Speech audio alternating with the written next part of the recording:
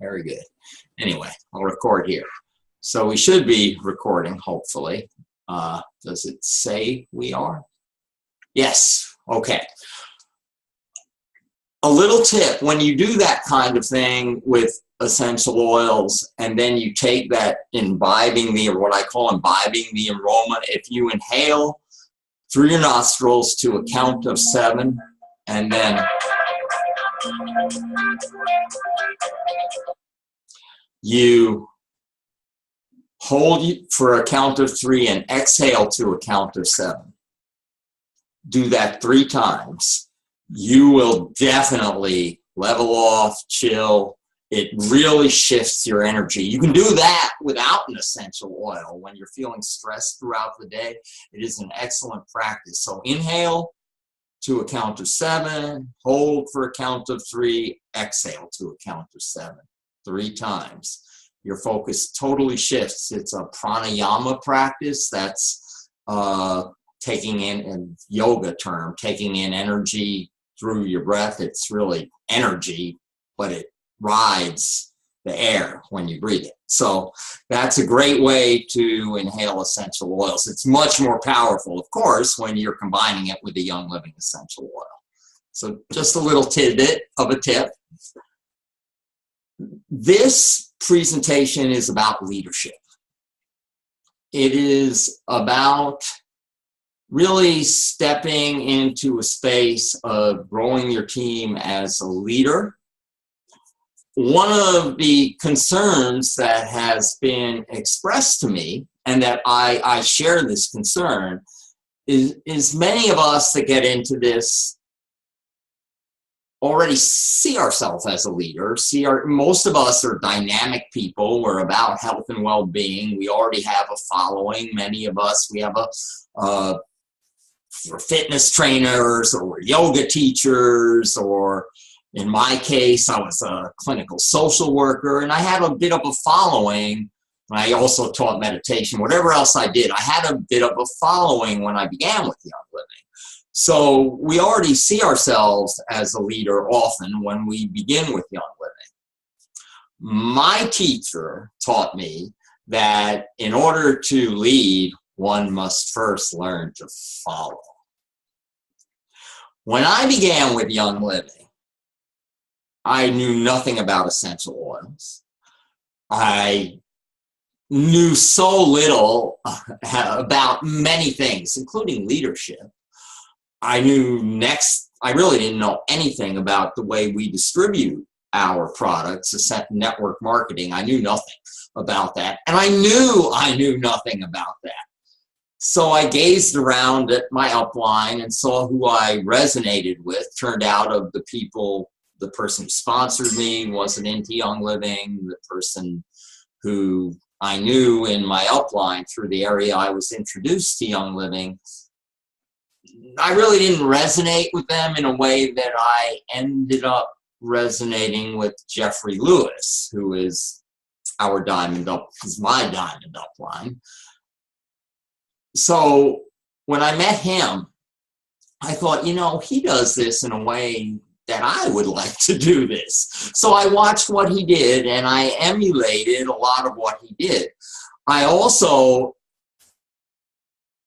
adopted him as a mentor, and those of you who know Jeffrey know that he's often very glad to mentor you, at least to a degree. But I mostly learned from him by watching him and watching what he did. And then when Gail Ann came back and got involved again with building Young Living, watched how they did their meetings and emulated that, began to do that. So, and another person who was very involved with Jeffrey and Gail Ann at that time, some of you know her, is our Royal Crown Diamond upline, Vicki Ofer. So back then, there wasn't much with Young Living. Nowadays, we have all kinds of Facebook and internet. You can just do a wild search, find anything about the product. Back then, Young Living didn't even have a website. Nobody was building on the internet back then. We had to order either via telephone through a very archaic, like punching a lot of buttons or talking to somebody. You didn't order online because Young Living didn't even have a website. So the one thing in the way of training that was happening was a weekly conference call hosted by Vicki Ofer, Jeffrey Lewis, and Gail Ann Green. It was an excellent conference call. I don't think any of you that are on this call were on that, because it preceded you when it was happening. I don't even think Bridget or Stanley were on it, because it was before that they were doing that. And Vicki was really the organizer. Those of you who know Vicki know she's like, boom, straight ahead, organized. So it would be once a week, and the first week of the month would be a product call. And the second week of the month would be a business call. Third week of the month, they would have a healthcare practitioner like a chiropractor or an acupuncturist or a massage therapist be interviewed and present. And the fourth week would be something else. But it was always like that. And they were fantastic. And I was really learning, growing. Vicki had a program that I use. Some of you may use it. It's YL Family, she calls it. By the way, she's upgraded it. It wasn't available for a while. It is available again. If you have it, if you've purchased it in the last year, you can get it upgraded for free. If you purchased it before that, I think it's $50 for the upgrade. I forget what it costs if you just purchase it, maybe $300. But the nice thing about it, it's not a monthly subscription. It's well worth the cost, in my opinion. I use that program. So back then, Vicki did these weekly trainings on YL Family that I would get on. I remember somebody on that call saying they had 1,000 people in their team. Nobody who had that program that didn't have 1,000 people in their team or more, except me. I started it when I had maybe 50 people. I just started it right away. So I thought, wow, 1,000 people. That's a lot. Now I have, I don't know, somewhere between 10 and 13,000 people. It's been as high as 13. It's pulled back a little bit to about 10,000 people. I'm bringing this up because I did not think of myself as a leader for years. I probably had, I'd have to look and see with Vicki's program how many people I had in my team before I considered myself a leader. I began to consider myself a leader. I used to spend time with those of you who know her. She's the Jeffrey and Gail Ann's office assistant, Alice. I still call her by her maiden name, Alice Circia or something. That's her last name. I know her by her maiden name. So she said, James, you've really stepped into a role as a leader. I thought, gee, I didn't realize I was a leader. When she told me that, I did understand that it was time for me to embrace that role as a true young living leader. But it wasn't until I had more than 1,000 people in my team. It was about when I went to the convention that Bridget and Stanley, it was their first convention. I had 35 people there. That is when I considered myself a leader. Before that, I was following the lead. I was learning. I was absorbing. The reason I'm bringing this up and what's important is that in today's days, with social media, it seems that lots of us have created our own Facebook page when we have small teams. It's a concern, in my opinion, and some of the other leaders in our team's opinion, because what it does, it fragments the energy. It dilutes the energy. If you already have a Facebook page, I'm not suggesting you discontinue it. What I am suggesting, however, is that you encourage your team to participate in the larger Facebook pages that are happening, which mine, Sensual Connections, it's actually mine. Bridget and I co-hosted, I guess we'll say, co-administer it, Sensual Connections. So it's a large group. It has 25, I haven't looked recently, but about 2,500 people. If you're not part of the Full Spectrum Healing Success Team Facebook page, that's a more business-oriented page. Sensual Connections is both product and business. So I encourage you to drive your teams there. One of the women leaders in the team, she couldn't make tonight's presentation because she had she's actually doing a home presentation enrolling people, is a gold in our organization, Michelle Kaufman. She lives in West Virginia. She's a gold. She doesn't have a Facebook page. Why is that? Because she doesn't want to dilute the energy of her team. Her platinum upline, Mary Beth, has a large Facebook page called Ginger Snaps. So her team's part of that page. They're part of Sensual Connections, and she participates in the Full Spectrum Healing Success Team Facebook page also. She knows that having her own will just fragment the energy and dilute the energy of her team. Someone else that I consider part of the West Virginia team, though they moved off elsewhere, have their own Facebook page, and they've gone flat since they've done that. They were really thriving and growing more when they participated in the larger Facebook pages.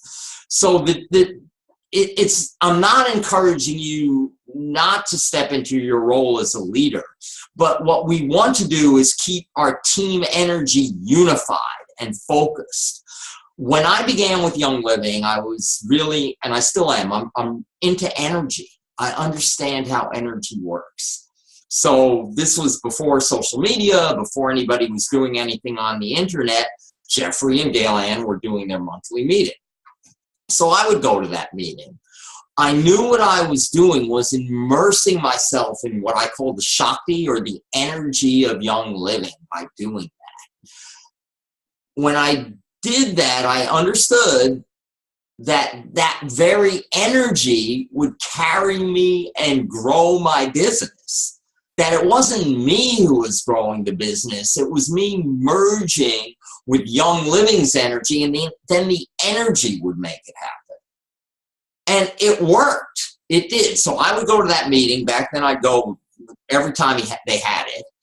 When I began, they thought they were doing it every month, but I have a recollection it was every 3 months when I began, and then it morphed into a monthly thing after a year or two. They began to do it every month. So I would go to that, and then lo and behold, and my strong point isn't bringing people to meetings. I think it's a really good thing, and we all should bring people to meetings. What I do is I just vibrate, and then I attract people to meetings. And I'm not suggesting you do that. It's what I do. But we want to bring people to meetings. We want to physically drive them there. And on occasion, I do that. So it's a good way to bond with your team. Also, if you're in the car together and you're talking. When we were at the convention last year and the year before, was it last year, Stanley, that we went to the farm together, or the year before? Both years we did that. But we go to the farm together with a whole group of people in the car, and it's a training. It's a mobile coaching session, really. It's a great way to bond with team members, to drive them to the meeting. But back then I didn't do that. I just would go to the meeting. People from my team began to attend. And I did the same thing with convention. When I was first told about the convention, I was a couple of months into Young Living. I'd already decided to do it as a business. I was up at the retreat site I go to, this ashram, and Jeffrey and Gail Ann were actually there, and Pat Crosby, some of you remember Pat, they were talking there, and they were talking about this convention happening in Utah in a couple of months. I was like, and they said, "Are you coming, James?" And I said, "No, I'm not coming. I'm not going to some convention in Utah. Forget about it." You know what? I went. I've been to every convention since I began with Young Living. So at that convention, my first one, my team there I think I had a total of maybe 5 people in my team. Not one of them, of course, came to convention. And the next year I went. Now, the next year I had more people in my team than that. And it was a very cool convention because prior to the convention, Gary Young did a raindrop class that he taught. So I took the raindrop class, even though by then I was making a living doing raindrops. So though I was making a living doing raindrops, I attended my first raindrop class taught by Gary Young. They called them level 1s. The month before, I had attended my first level 1 training. It was trained by Gary Young surrogates. I forgot who. That guy, Tom Woloshin, he was one of the trainers, and Anna Maya was one of the trainers. It was an excellent class. So though I was already doing them and making a living doing them, I went to the class to learn more and to immerse myself in the energy. So number 2 convention, nobody in my team came. Number 3 convention, wow, 5 people came that were part of my team. Bridget and I were talking about one of them today. Carmen Young was one of those people. She and I were on the plane ride together. And but the next year, 35 people came. And on this call, Stanley and Bridget came to that one, and a bunch of other people came. So it began to grow. My point is that you immerse yourself into the energy, the group energy, Young Living's energy, and then your team follows. It does it naturally. Of course, we promote. Now we have the internet promote. We have Facebook. We promote. We bring our team there. We definitely want to do that. We want to do it not just vibrate and meditate and attract them that way, but get on the phone. And email is kind of an old way to do it, but find ways to do that. Okay, so I'm segueing here. Those of you who know how I teach, I had an idea of what I wanted to talk about tonight, but I don't have prepared notes. I channel the talk, and it usually works out, but sometimes it gets kind of circular. It's not exactly linear. So, but now we're getting into something else that I wanted to talk about related to leadership and growing. The importance of events. Whatever we do on social media and over the internet, events are vital. Getting our team, going to events, your team won't come unless you attend events. It's vital. The first thing that has to happen is you have to go. If you don't go, your team's not going to go. Why are they going to go? Energetically, it just won't work. So the number 1 event to attend is convention. Convention is a must. You want to build Young Living as a business, you're at convention. Period, end. You do what it takes. You save money. And I'm going to segue into something about money, because a lot of people pull off of going to events. I've noticed a lot of people purchase the ticket to the convention, and now they are not attending. They are selling their tickets. That happened with the GoPro Recruiting Mastery conference. A lot of people didn't come. They sold their tickets or whatever. They couldn't attend. So the way I view it is that we have to invest. We have to invest not only our time and energy, but money into our business. Stanley used to share with us how her sister purchased a franchise, a Stone Cold Creamery, I think it was, put in a couple $100,000 into it. So much time, so much energy, and the thing went bankrupt. You know, I usually talk about that in the context of how network marketing is a minimal investment. We don't have to invest that much money. We don't. But we still need to invest. Everybody who's a diamond. Everybody who has grown a thriving Young Living business has invested money, time, and energy. It's a must. Do you have to invest $200,000? Heck no. But you have to invest something. Now, with that said, I'm going to give kudos to Stanley's sister for taking the risk, because it is a risk. When we're tight on money, then taking the risk is a challenge. But we need to do it. We do. And I'm going to talk about somebody, and those of you, and I'm going to talk about this because I really, part of my intention with this, because I was wondering whether I should bring it up and using this person as an example. But I'm going to do it anyway. But I'm not talking about politics at all. Some of you know my politics and maybe know what I think about the person I'm going to bring up. But he's on my mind a lot because he's our president, okay? I'm going to bring up Donald Trump. And so whatever you think about him and his politics, just put that aside. See if you can put that aside for a second. But what that man did was he was fronted. Now, he was fronted a couple of $1 million. Most of us don't get to be fronted that much. But he took that couple of million, that few million, and turned it into billions. And he did that by taking big risks. He put it out there. He invested. He went bankrupt fully. You know, I was just in Las Vegas, and I found out he has a Trump Tower there. There's no casino there. There's no casino because the way they structured his bankruptcy, he's not allowed to have a casino in his building there. He couldn't get a license because his creditors wouldn't allow it. It was part of the bankruptcy agreement. But you know what? He came back from that bankruptcy and now is a billionaire again. And the other thing he did is he ran for president. And against all odds, people thought or think he's a buffoon and a clown, some people. And nobody really gave him a chance of even winning the primaries and running for president and then winning the presidency. And he risked a lot of money, risked his reputation, and against all odds became president.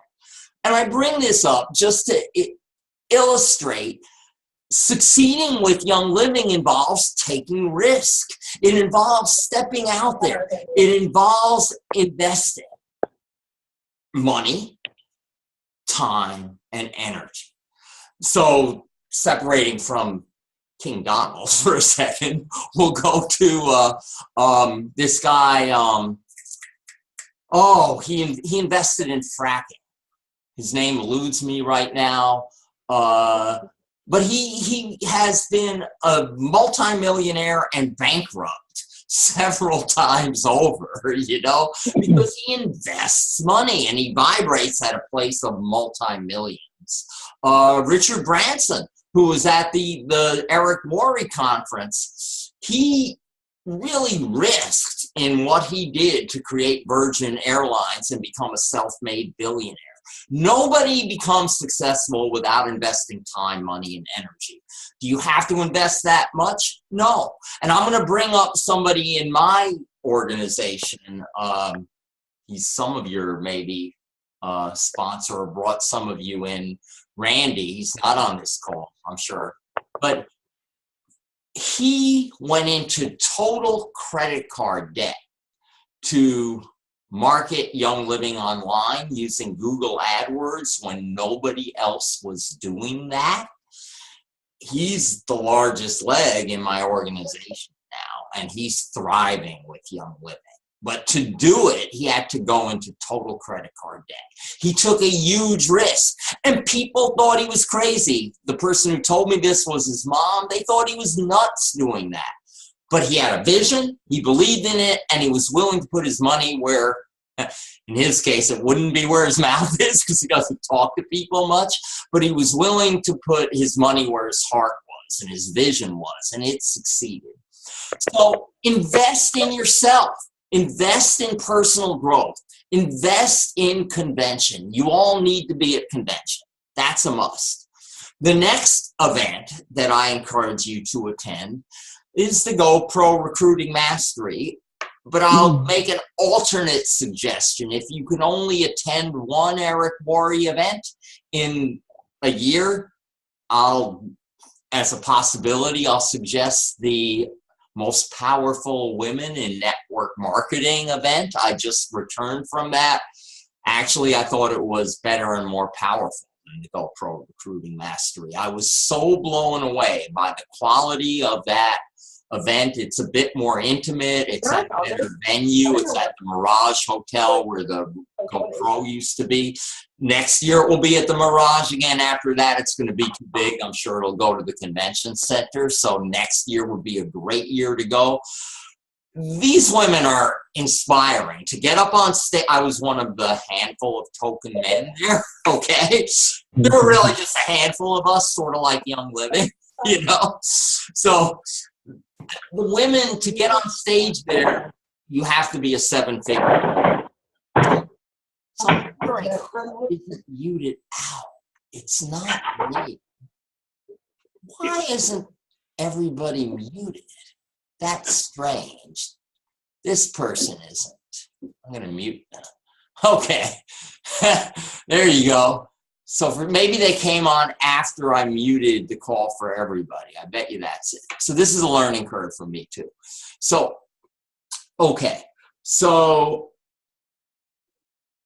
you can attend that event. It was excellent. Anybody who gets on stage is a seven-figure earner. And some of the women that presented brought me to tears, literally, because they went through such horrific childhoods and growing up, sexual abuse, physical abuse, poverty, and yet they transcended that to become not only seven-figure earners, but leaders, people with millions of people in their downline, people who are helping others achieve that, people who are giving back to the world and helping the world become a better place.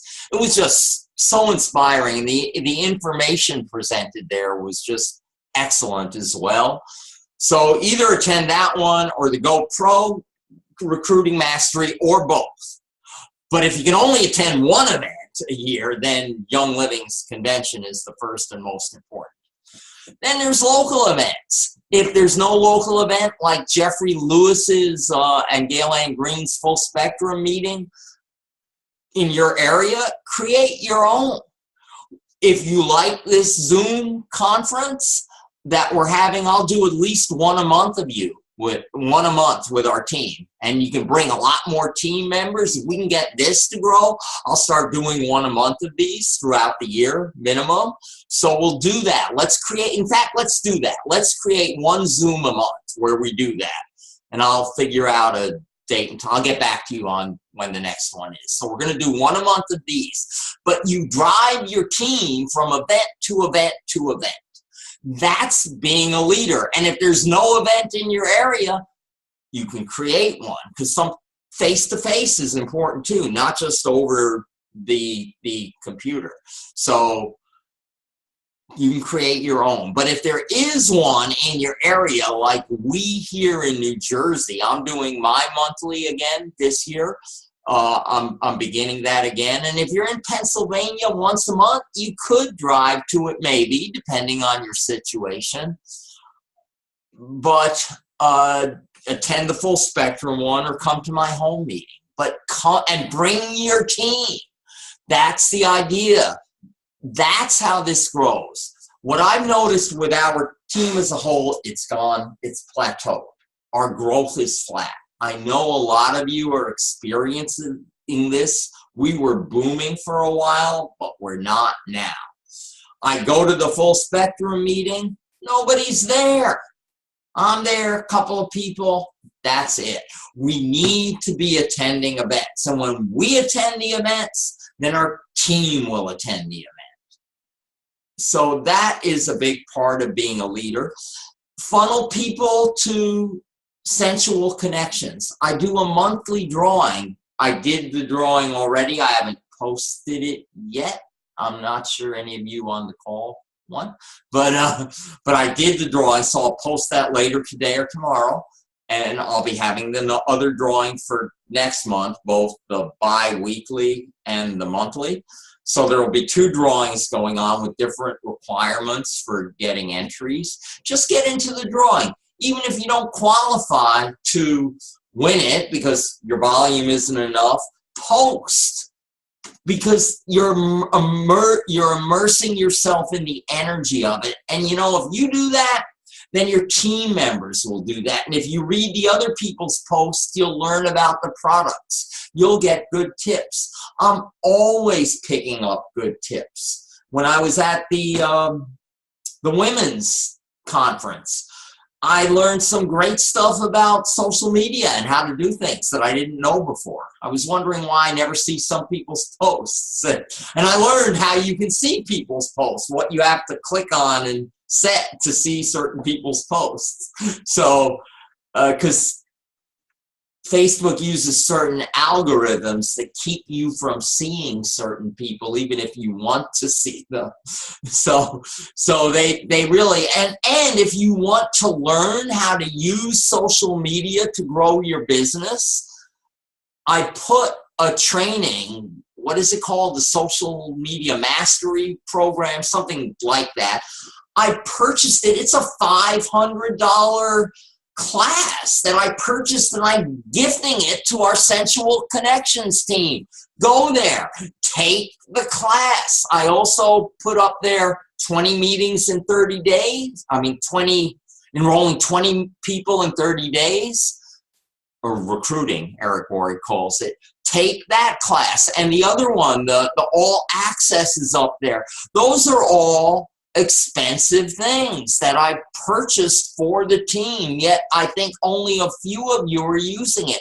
And when you use it and learn it, then your team will do that. It's an energy thing. Nobody's going to do it if you don't.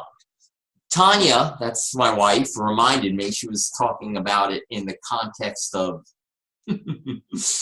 not so much in the context of this, but more with, why can't you be more like what you teach? You know, why can't you be that person? She was talking about me.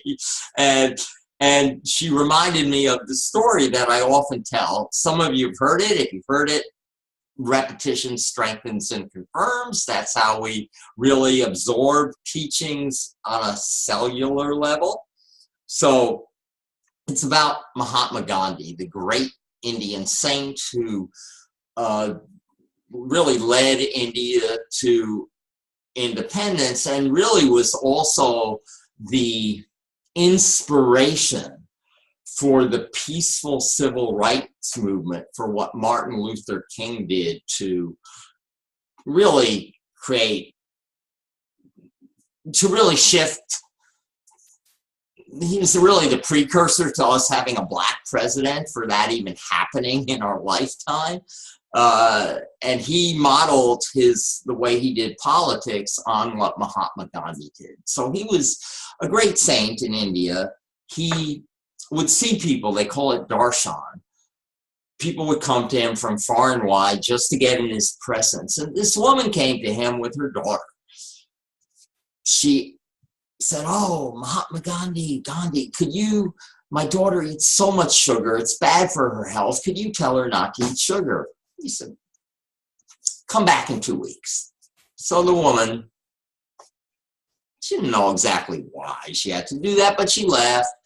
2 weeks later, she came back, and she'd gotten Gandhi's presence again and said, "Remember, I was here 2 weeks ago with my daughter.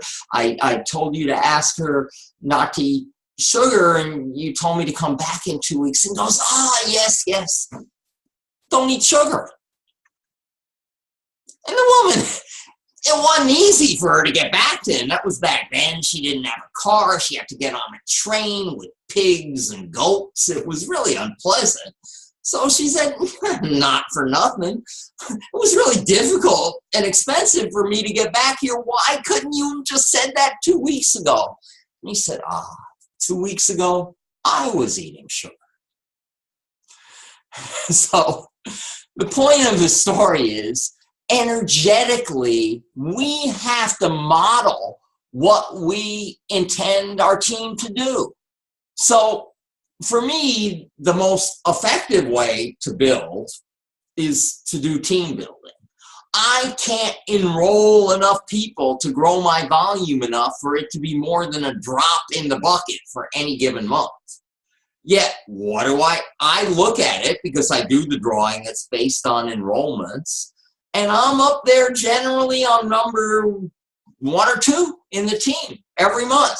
Would I like to be 1 or 2 in our team? No, I would like to be like number 100. I'd like you all to be enrolling more people than me. It would be nice. Why am I enrolling so many people? I model that behavior for the team. If I'm doing it, our team members are more likely to do it. How do I do it? One thing is, everywhere I go, I have money because I was in Las Vegas leaving tips. But more important than that, I have samples in this little thing I carry in my pocket, like the Young Living sample there. And I have these samples. I'm not sure you can get these anymore, but I got them at convention, these lavender wipes. I carry them, and I have some business cards. So I'm always carrying samples. I got about 20 prospects during the GoPro Mastery thing. Not at the GoPro Mastery, by the way, or the women's conference, because you're not allowed to do that there, but separately from there. The Uber driver that drove me from the airport home. She's possibly going to grow Young Living. She got a sample. I got her email address. She's in Marketing Sense. It's sending her emails, and I'm following up with her. And I did that with a good half a dozen to a dozen people at this conference. So I'm always carrying this, and I'm always meeting people, sharing a little bit about Young Living, getting their contact information, and following up. The fortune is in the follow-up. With social media, I branded myself a certain way. Those of you who know me know I do a post. The post is very me. It's a spiritual kind of post, has nothing to do with Young Living or growing Young Living directly. But I have a following, somewhat of a following, and on occasion people contact me about what I'm doing and about Young Living and enroll with Young Living. Because I've had people, more than one person, enroll with me. Why did you enroll with me? I like your posts. I follow your posts. I wanted to get essential oils, and so I enrolled with you. You know, so you can use social media. There's a way to do that, to brand yourself a certain way. But take the course. Take that course on Sensual Connections. If you want to use social media to grow your business, learn how to do that. What I do encourage those of you who don't already have a Facebook page, when you have 1,000 people in your team, you have my blessing. Get your own Facebook page, and but until then, funnel them into the larger team page. And if you already have a Facebook page, that's fine. I'm not suggesting you end it, but funnel the people into the larger page, because there's more energy there. There's more group energy. And remember, it's not your own personal, separate energy that grows your Young Living business. It's the group energy that will grow it.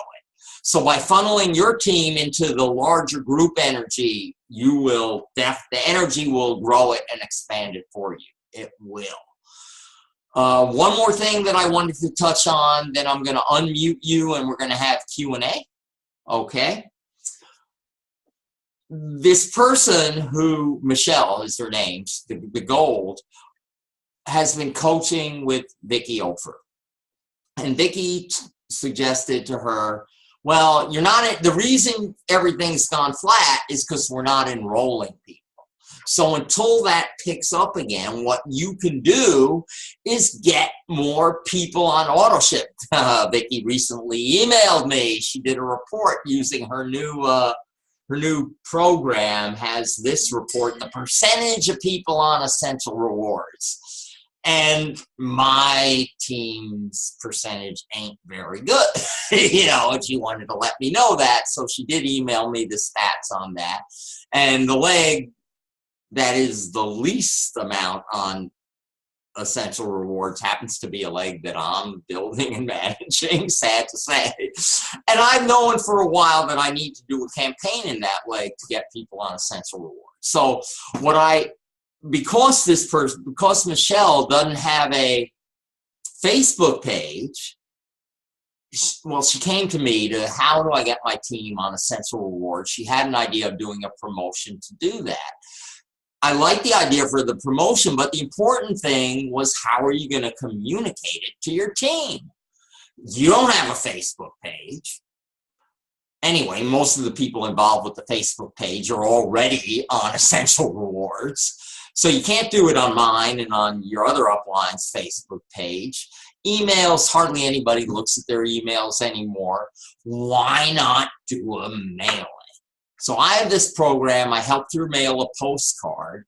It was an investment. It was over $100, $200, like over $100 each. Her and her silver downline did it. So it was a couple of $100 investment to do this mailing. But she talked to me recently. She was so excited. She had a huge response to that. She's getting people on Essential Rewards. They didn't know about it. They got a postcard in the mail. They looked at it. I think I have one here of mine. Yeah, let me get that. Give you an idea of the kind of mailings I do. So here's one that I did. I guess this is the most recent one I did. So I do a postcard. This wasn't for Essential Rewards, but it was promoting the promotion. I'll do that when I think it's an excellent promotion. Then the back of it, this is one that was returned to sender, has a little write-up telling people to contact me. Once in a while, you want to do a mailing. That's what leaders do. Okay? And the reason is because nobody looks at emails anymore, hardly. This is what, and people will look at a postcard. They get this postcard in the mails. You don't do it every month. You do it maybe twice a year. It's a powerful thing, and it will grow your business. And I can give you some ideas for that if you want to work with me individually. Okay? So I'm going to open it up. And usually what I do, so it really benefits the people who made the effort, who've invested their time and energy into being on this call. I close off the recording before Q&A. It's just one of those advantages of being on the meeting itself. So I'm going to stop the recording and then I'm going to unmute. So let's see. Pause, stop recording, stop.